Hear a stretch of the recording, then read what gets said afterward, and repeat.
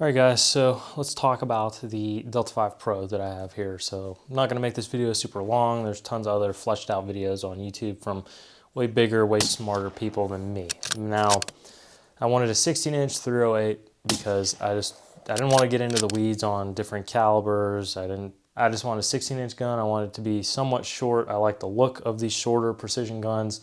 308 because I'm simple. I just wanted to have a 5.56 gun and a 308 gun and just live out my days simple with those two calibers. So that's why I got this guy. Retailed for about 2,500 bucks, I think. It fits in like the PRS like open box division or whatever the heck they call it. So 2,500 bucks gets you the gun. Now I had to add the full length top rail from Daniel Defense. That was a couple $100. Up top here, I have the Badger Ordnance Condition 1 mount with a Night Force NX8 4x32x50 first focal plane mill with the mill XT reticle. So I was recommended to get it in mills for reasons past my knowledge. I'm not really super deep into the PRS lore yet, but I got it in mills over MOA. The reticle I got in here is probably not super advantageous for a bolt gun. The Mill XT has a huge Christmas tree in it, so it's probably a little bit more advantageous for something like the last videos like M110 or a big frame gas gun in 308 or 6.5 or 6mm arc, whatever. For this guy, I think the full setup with the Condition 1, the diving board, the scope, all from a guy on Instagram, I think it was like 2.6. He saved me a couple $100, which was awesome.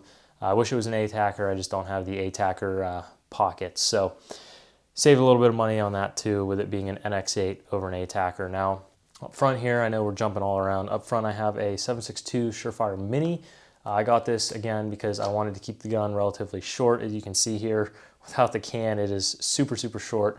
This is the same profile as my full-size 5.56 can, so it's not really adding a ton of stuff to the end of the gun.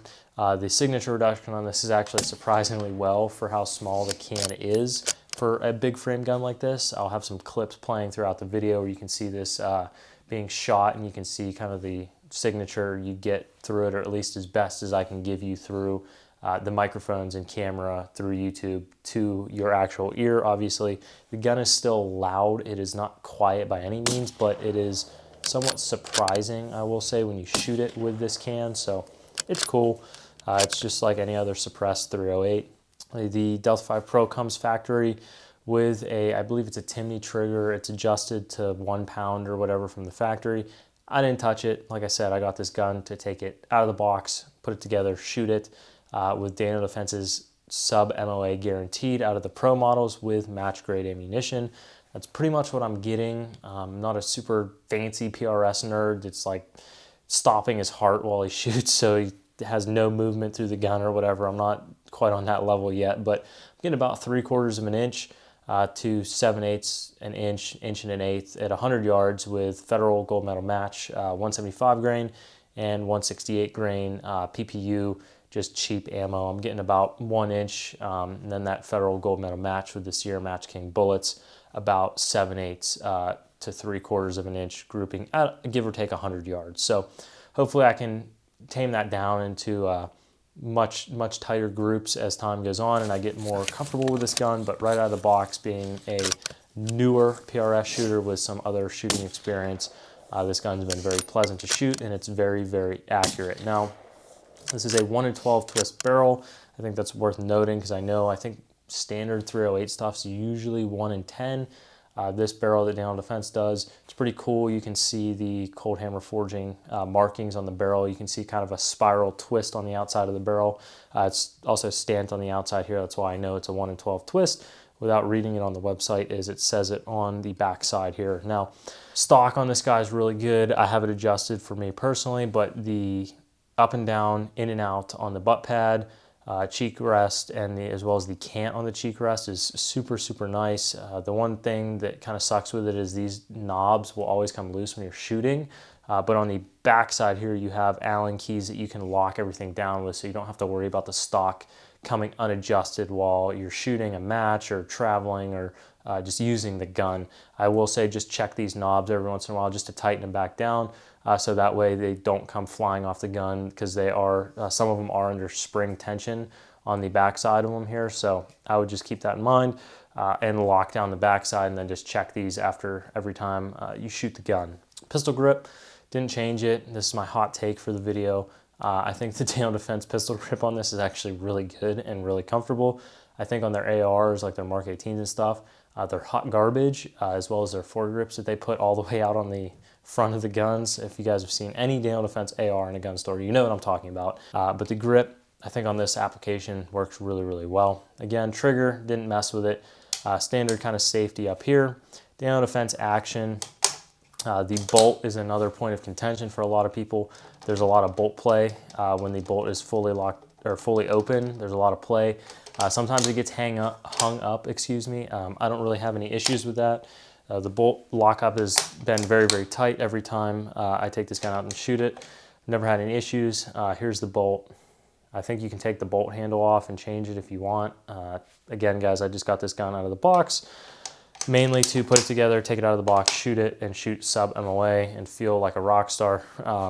That's what this gun is very, very good at doing. It does have the ability to take a folding stock adapter as well as a bag rider. I just haven't purchased those add-ons from Dale Defense yet, because I'm already a couple thousand deep into this build, and I don't feel like going even further in the hole and stuff I don't really need to make the gun work. Obviously, the top rail was kind of a aesthetics thing for me, as well as being able to mount a clip-on up front. That's the reason I got the top rail and not the other accessories from Dale Defense's suite. Now, one drawback on this gun, other than the kind of loose bolt when it's all the way to the rear, is the weight, but the weight plays into its shootability. It is a very stable, very soft shooting .308 in my opinion. You guys can see that in some of the clips that will be playing throughout the video, how little recoil this thing has. It's very, very tame to shoot, but if you let it knock you around, it definitely will. I have it sitting on a Vortex switchback carbon tripod with an Arca head on it. What's really cool about the bottom of this is it's full Arca, so you have M-LOK as well as a full Arca rail on the bottom here. I will say, locking this thing into a tripod or even putting a bipod on this, with how heavy it is and how much it likes to, you know, throw that weight around when you shoot it, make sure you have a really good lockup on whatever accessory you're putting out here, because it will knock it loose. I had a bipod actually come off of this in one shot because it had just a cheap, not so great mount. I shot one shot, and then the bipod literally just went and fell out from underneath the gun, and it fell on the floor. So that was pretty funny.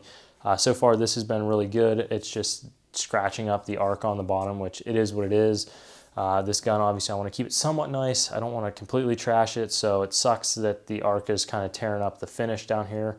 But it is what it is. I mean, I can't keep this thing perfect. There's some wear on the bolt already. You guys can kind of see the wear patterns if you want to look at how the gun is wearing in. I have probably about 200 rounds on this thing. Obviously, it's not going to see 50,000 rounds like something like a 5.56 would in a couple years. This is going to be a very mild, like weekend shooter, shoot 20, 30 rounds, call it a day. It is very expensive to shoot. I think the gold medal match that I shoot out of this is roughly almost $2 a round, so it's pretty expensive to shoot. Now, this build, just rough numbers, all encompassing, $2,500 for the gun, another six-ish, or not six, excuse me, 2.6 to 3,000, I can't remember exactly, for the scope and mount setup, as well as $1,300 for the can, plus probably another $100 for the muzzle device, and then parts and labor of assembling everything was, I want to say this gun was in the ballpark of 6, if not 7 grand, all said and done. So $6K for a pretty solid bolt gun without going into the custom built stuff where you're spending tens of thousands of dollars. I think this is, for the money, guys, out of the box performance can't be beat. I think this is one gun that Dale Defense did really, really good on, and it holds a special place in my setup here because it's a blast to shoot, honestly. If you've ever shot one of these or have the ability to go out and shoot one of these, I would definitely take it. They're very accurate, they're very fun, very, very good gun, worth the money in my opinion. Any questions or comments on it, feel free to let me know down below. If I don't have the immediate answer, I will ask my buddy who is a long-range guru to shed some light on whatever you might ask me. Like I said, if I don't have the immediate answer, I will get those answers for you guys. If there's anything else you want to see, feel free to let me know down below. With all that being said, guys, I will catch you in the next one. It will probably be the LMT overview video that everybody has been waiting for, so stay tuned for that.